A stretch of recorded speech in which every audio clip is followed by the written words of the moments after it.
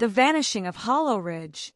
In the dense, fog-choked woods of northern Vermont lies a small town called Hollow Ridge. It's the kind of place you'd miss if you blinked while driving through. Population 312, one gas station, and a diner that hasn't updated its menu since the Nixon administration. But Hollow Ridge has a secret, one that locals don't talk about, not even in whispers.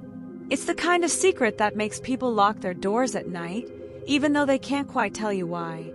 Back in the fall of 2018, a hiker named Travis Coleman stumbled into Hollow Ridge. Travis was a 29-year-old from Boston, a self-proclaimed urban explorer who'd made a modest name for himself on YouTube documenting abandoned buildings and forgotten places. He'd heard rumors about Hollow Ridge, not from any official source, mind you, but from cryptic forum posts on the dark corners of the internet. The posts claimed that something strange happened in those woods every few decades. People would vanish, and when they came back, if they came back, they weren't the same. Travis, always chasing the next big story, figured this was his ticket to going viral. He arrived in Hollow Ridge on October 17th, rolling into town in his beat-up Subaru with a GoPro strapped to his chest and a backpack full of gear. The locals didn't take kindly to outsiders asking questions, but Travis wasn't the type to back down. At the diner, he managed to coax a story out of an old man named Earl, who smelled like cigarette smoke and regret. Earl said that back in '73, a group of loggers went missing in the woods north of town. 5 men, all experienced, all armed with axes and rifles. They were gone for 3 days before one of them, a guy named Jimmy Ray, stumbled back into Hollow Ridge. Jimmy was alive, but he didn't speak, not a word. His eyes were wide and glassy, like he'd seen something no one was meant to see. 2 weeks later, he hanged himself in his barn. The other 4 loggers, never found. Earl leaned in close, his voice dropping to a rasp.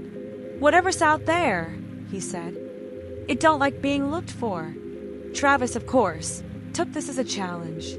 He thanked Earl, left a crumpled 10 on the table, and headed straight for the woods. His last YouTube upload went live that evening, auto-scheduled from his phone. The video shows Travis hiking through the trees, the late afternoon light filtering through the branches. He's narrating in that excited, slightly cocky tone he was known for. "Guys, this place is unreal," he says, panning the camera across the misty forest. "You can feel it. Something's off. I'm gonna find out what." About 10 minutes in, the footage gets shaky. Travis stops walking, his breathing loud in the mic. "Wait, hold up," he says. "Do you hear that?"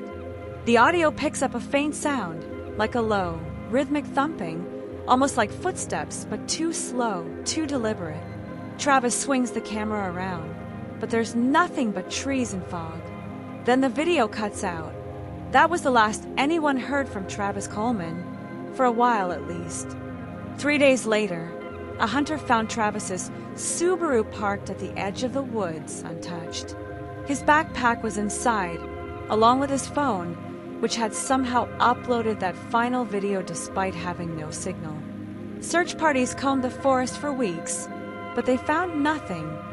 No footprints, no scraps of clothing, not even a broken twig.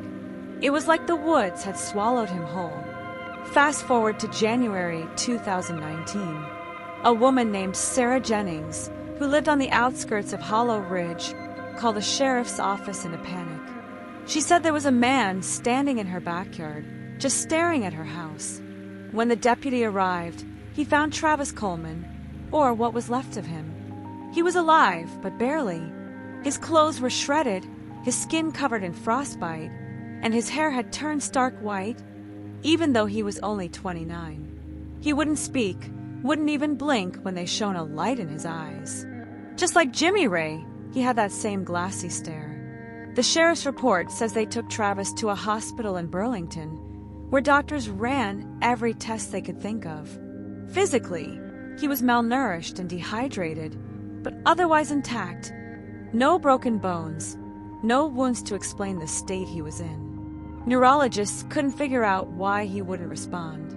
It was like his mind had checked out and left his body behind. Here's where it gets really weird. 2 days after Travis was admitted, a nurse found a crumpled piece of paper clutched in his hand. No one knew where it came from. He hadn't moved since they brought him in. On it, scrawled in shaky handwriting, were 3 words: "It walks backward." The ink matched a pen from the nurse's station, but security footage showed Travis lying still the entire night. No one saw him write it. Travis never recovered. He's still alive today, in a care facility outside Montpelier, staring at nothing. His YouTube channel sits abandoned, though fans still argue in the comments about what happened. Some say he stumbled into a bear den and lost his mind to fear.